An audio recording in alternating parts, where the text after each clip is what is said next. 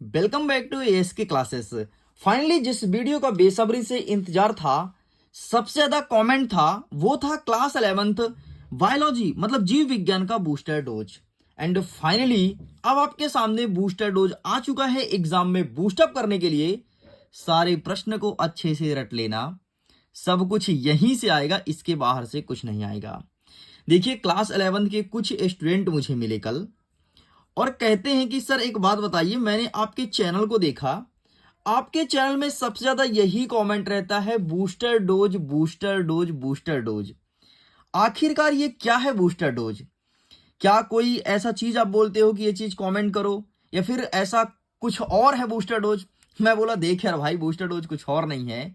Booster dose एक video है जो कि एग्जाम के कुछ ही घंटे पहले हमारे यूट्यूब चैनल पर अपलोड होता है और वही एग्जाम में तबाही मचाता है। उनको कुछ समझ नहीं आया, मैं आसान भाषा में समझाया कि अगर तुमने साल भर कुछ भी नहीं पढ़ा है, साल भर अपने किताब को खोल के नहीं देखे हो, एग्जाम के कुछ ही घंटे पहले मेरा एक वीडियोज आएगा जिसका नाम रहेगा बूस्टर डोज। मैं बोला वीडियो का नाम है, उस वीडियो को तुम खोल करके देख लेना, सारे प्रश्न को अच्छे से प्रिपेयर कर लेना, फिर चाहे एमपी बोर्ड के किसी भी स्कूल से क्यों ना हो, इवन तुम्हारा पेपर भोपाल से ही क्यों ना आया हो, पूरे के पूरे क्वेश्चन बूस्टर डोज से ही आते हैं। इसलिए सबसे ज्यादा कमेंट रहता है बूस्टर डोज का। उन्हें समझ आया और वो भी वीडियो का वेट ही कर रहे थे, एंड फाइनली आप भी वेट कर रहे थे और अब ये वीडियो आ चुका है। तो चलो भाई शुरू करते हैं। पहला प्रश्न कहता है कि पादप कोशिका और जंतु कोशिका का वैज्ञानिक नाम लिखो। नए तरीके से प्रश्न है। और दूसरा आपको याद करना है कि पादप कोशिका और जंतु कोशिका में अंतर, ठीक है, डिफरेंस बिटवीन, ठीक है, अंतर याद करना है पादप कोशिका और जंतु कोशिका में। ध्यान सुन लो, वैज्ञानिक नाम तो देखना है, अंतर याद करना है। कुछ स्कूल में ये पूछेगा, कुछ स्कूल में ये पूछेगा। आगे बढ़ते हैं। नेक्स्ट दूसरा नंबर कहता है द्वि नामकरण, ठीक है, यहां पर नामा हो गया। द्वि नामकरण पद्धति क्या है, लिखिए। क्या होता है द्वि नामकरण पद्धति? 2 नंबर का प्रश्न है, ये एग्जाम में देखने को मिलेगा। आगे बढ़ते हैं। फोना एवं फ्लोरा शब्द का अर्थ क्या होता है? 100% आ रहा है, बहुत सारे स्कूल में आ रहा है कि फोना क्या होता है और फ्लोरा क्या होता है। अच्छे से पढ़ लेना, रट मारना। नेक्स्ट हमारा चौथा नंबर कहता है कि वर्गीकरण के किन्हीं 3 महत्व को लिखो। वर्गीकरण के 3 महत्व को बताना है, ठीक है। वर्गीकरण मतलब क्लासिफिकेशन का 3 महत्व कौन कौन सा है, मतलब हमने जीवों को क्लासिफिकेशन क्यों किया है, ये देखने को मिलेगा हमारे एग्जाम में। नेक्स्ट कहता है प्लाज्मा गेमी और केरियोगेमी में अंतर बताना है, ठीक है। नए टाइप का क्वेश्चन है, नया पैटर्न का क्वेश्चन है, ये एग्जाम में हमारे देखने को मिलेगा। नेक्स्ट कहता है मोनेरा जगत और प्रोटिस्टा जगत के बीच 3 डिफरेंस बताना है। कभी नहीं पूछा डिफरेंस, हमेशा पूछा है कि मोनेरा जगत क्या आता है और मोनेरा जगत के अंदर कौन कौन से जीव जंतु आते हैं, प्रोटिस्टा के अंदर कौन कौन से आते हैं, लेकिन इस बार पूछ रहा है मोनेरा और प्रोटिस्टा में अंतर। प्रश्न रहेगा 3 नंबर का, इसलिए 3 अंतर आपको प्रिपेयर करना है। आगे बढ़ते हैं। नेक्स्ट क्वेश्चन, स्वपोषी जो अपना भोजन स्वयं बनाते हैं, विषमपोषी जो अपना भोजन नहीं बनाते, दूसरे पर आश्रित रहते हैं, एंड मृतोजीवी जो अपने भोजन मृत जीव जंतु को खाते हैं। तो इनको डिफाइन करना, इनका परिभाषा लिखना है।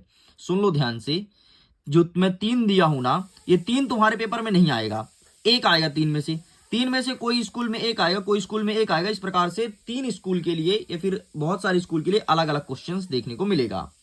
नेक्स्ट हमारा कहता है 8वां नंबर पैरामीशियम, ठीक है, अमीबा, युग्लिना के चलन अंग का नाम लिखो। केवल चलन अंग का नाम लिखना है, क्वेश्चन रहेगा 2 नंबर का। केवल चलन अंग मतलब ये किससे चलते हैं, पैरामीशियम किससे चलता है, अमीबा किससे चलता है और युग्लिना किससे चलता है, चलन अंग का नाम क्या है।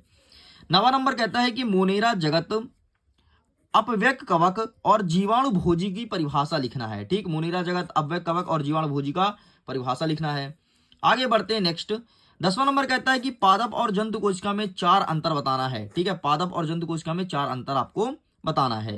11 नंबर कह रहा है कि शैवाल का वर्गीकरण करना है, ठीक है, और आपको बताना है कि लाल शैवाल क्या होता है और भूरा शैवाल क्या होता है। यहां से आपके ओटी वाले मतलब वस्तुनिष्ठ क्वेश्चन ही बनेगा, ऑब्जेक्टिव टाइप, ठीक है। तो भाई ओटी क्वेश्चन बनेगा, शैवाल का वर्गीकरण और लाल शैवाल क्या होता है, भूरे शैवाल क्या होते हैं, एंड इसमें डिफरेंस। तो कई सारे क्वेश्चन इसमें बता दिया। मेरे कहने का मतलब ये सवाल पढ़ लोगे, लाल और भूरा पढ़ लोगे, तो तुम्हारा सब प्रश्न का उत्तर बन जाएगा। इसलिए हमने केवल कोड वर्ड में लाल भूरा लिख दिया और अंतर लिख दिया। नेक्स्ट हमारा 12 नंबर कहता है ब्रायोफाइटा और जू स्पैरो को परिभाषित करना है। ठीक है, क्या होता है ब्रायोफाइटा, भाई समझाना है क्या होता है जू स्पोर। ठीक है, ये चीज बताना है। शैवाल के 4 प्रमुख लक्षण बताओ। आखिरकार शैवाल के कौन कौन से लक्षण हैं, ठीक है, ये बताना है। नेक्स्ट कहता है जिम्नोस्पर्म और एजियोस्पर्म दोनों में बीज होते हैं। ठीक, दोनों में बीज होते हैं, तो आपको डिफाइन करना है अंतर। ठीक, तो मेरे कहने का मतलब है कि जिम्नोस्पर्म और एजियोस्पर्म अच्छे से याद कर लेना। नेक्स्ट कह रहा 15 नंबर, खुला व बंद परिसंचरण तंत्र में डिफरेंस बताना है। ठीक है, नेक्स्ट कहता है 16 नंबर, अर्थोपोडा संघ के 2 प्रमुख विशेषता बताइए, कौन कौन सी विशेषता है अर्थोपोडा का। नेक्स्ट कहता है पेरिफेरा संघ के लक्षण बताना है। एंड 18 नंबर कहता है कि समतापी से क्या आशय है, ये चीज हमें डिफाइन करना है। ठीक, परिभाषित करना है। चलो, इस प्रकार से 18 तक होता है कंप्लीट। आगे बढ़ते हैं, कुछ क्वेश्चन और लिखे गए उसे देख लेते हैं। 19 नंबर कहता है कशेरुकी संघ के प्राणी के 3 मूलभूत लक्षण बताओ। कशेरुकी संघ के प्राणी के लक्षण बताना है। नेक्स्ट कहता है कॉर्डेटा एवं नॉन कॉर्डेटा में अंतर बताइए। क्या होता है कॉर्डेटा, क्या होता है नॉन कॉर्डेटा, इसमें डिफरेंस बताना है। नेक्स्ट कहता है एम्फीबिया वर्ग के 2 लक्षण बताओ। एम्फीबिया वर्ग, एम्फीबिया मेंढक आता है एम्फीबिया में। ठीक है, मेंढक, मेंढक को क्यों रखा जाता है एम्फीबिया, मतलब होता है जो जल और थल दोनों में रहता है, उसे एम्फीबिया वर्ग कहते हैं। इसके 2 लक्षण बताना है, मतलब याद रखो मेंढक को, और मेंढक के 2 लक्षण बता दो कि मेंढक में कौन कौन से लक्षण पाए जाते हैं। नेक्स्ट कहता है गोल क्रमी व फीता क्रमी में डिफरेंस बताना है। क्या होता है गोल क्रमी, क्या होता है फीता क्रमी। नेक्स्ट कहता है 23वां नंबर, संघ एकाइनोडर्मिटेट के प्रमुख लक्षण और एग्जाम्पल देना है। ध्यान से देख लो, कुछ स्कूल में लक्षण पूछेगा एंड कुछ स्कूल में एग्जाम्पल पूछेगा, क्वेश्चन बनेगा 2 नंबर के हिसाब से। नेक्स्ट कहता है जड़ के कौन कौन से कार्य हैं। आपके स्कूल में पता है कैसे आएगा, पौधे के जड़ के कौन कौन से कार्य हैं, मतलब जड़ का ही पूछा है लेकिन पौधे के लिखा रहेगा। देखना देखना कंफ्यूज करेगा भाई। पौधे के जड़ के कौन कौन से कार्य हैं और पत्ती के कौन कौन से कार्य हैं। एंड पुष्प सूत्र का अर्थ स्पष्ट करना है। ठीक है, पुष्प सूत्र क्या होता है इसे समझाना है। नेक्स्ट 26 नंबर कहता है कि जालिकावत शिराविन्यास और समांतर शिराविन्यास में डिफरेंस बताना है। क्या होता है जालिकावत, क्या होता है समांतर शिराविन्यास। थोड़ी मैं इसे समझा दूं क्या, देखो यहाँ पर मेरे पास जगह है, मैं थोड़ी समझा देता हूं। देखो यार, जो एक बीजपत्री होता है ना, उसमें पाया जाता है समांतर शिराविन्यास, और जो द्विबीजपत्री होता है, द्विबीजपत्री, उसमें पाया जाता है जालिकावित शिराविन्यास। ठीक है, जालिकावित शिराविन्यास के पत्ते पता है कैसे होता है, पत्ते का आकार ऐसा होगा और इसमें जाली बनी होगी ऐसे बीच में, फिर ऐसे ऐसे ऐसे ऐसे तो होता ही है, और इसमें जाली बनी होती है। ये भी धीरे धीरे कटा होगा, छोटा छोटा छोटा छोटा छोटा छोटा छोटा छोटा छोटा ऐसे कटा होता है। ये हो रहता है तुम्हारा जालिकावित शिराविन्यास। और ठीक जैसे पत्ती में छोटा छोटा वो फैला हुआ है ना, ऐसे इसके जड़े में रहेगी, तो जड़ भी एक ऐसा जाएगा, फिर यहाँ से कई सारे निकलेगी, कई सारे निकलेगी, और ये छोटा छोटा छोटा छोटा, मतलब जड़ ऐसा फैला रहेगा, एक दूसरे गुथा रहेगा। तो जिसका जड़ एक दूसरे गुथा रहे, समझ जाओ कि इसमें द्विबीजपत्री है, जालिकावित शिराविन्यास है। ठीक, एंड एक बीजपत्री और समांतर शिराविन्यास क्या होता है, इसको जरा समझना। इसकी जो पत्ती होती है ना वो ऐसे होगी, और समांतर शिराविन्यास मतलब ऐसी ऐसी होगी, ऐसी ऐसी ऐसी ऐसी ऐसे ऐसे, कोई एक दूसरे को काटेगा नहीं। ठीक, ऐसे एकदम सीधे सीधे होगी।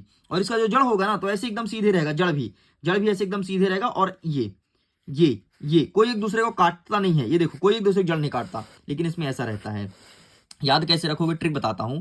एक बीज पत्री है ना, एक बीज मतलब बीज एक है, तो भाई पत्ती में एक धागा रहेगा और जड़ भी एक रहेगा, कोई किसी को काटेगा नहीं। जब 2 है तो डेफिनेटली 2 के बीच में लड़ाई होगी, तो लड़ाई होगी तो पत्ती में भी लड़ाई होगी, पत्ती भी इधर उधर फैलेगा, इधर उधर फैलेगा, और जड़ भी इधर उधर फैलेगा। बस इस ट्रिक से याद कर लो। चल भाई, कंप्लीट होता है जालिकावित शिराविन्यास और समांतर शिराविन्यास।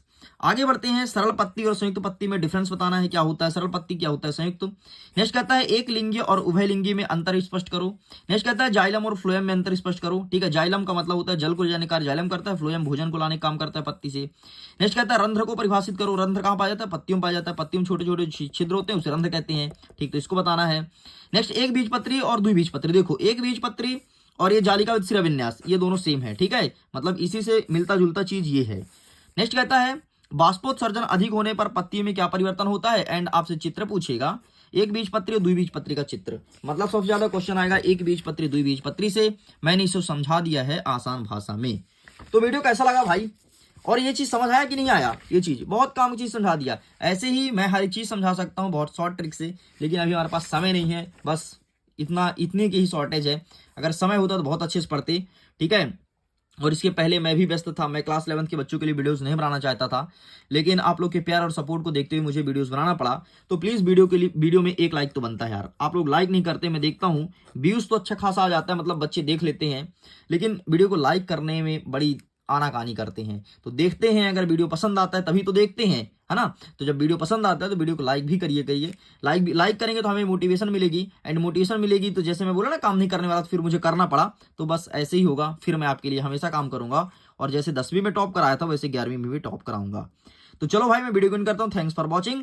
खुश रहिए, पढ़ते रहिए, मुस्कुराते रहिए, जिंदगी में चिल कीजिए, मजा कीजिए, और एग्जाम में हमेशा टॉप कीजिए। Bye bye.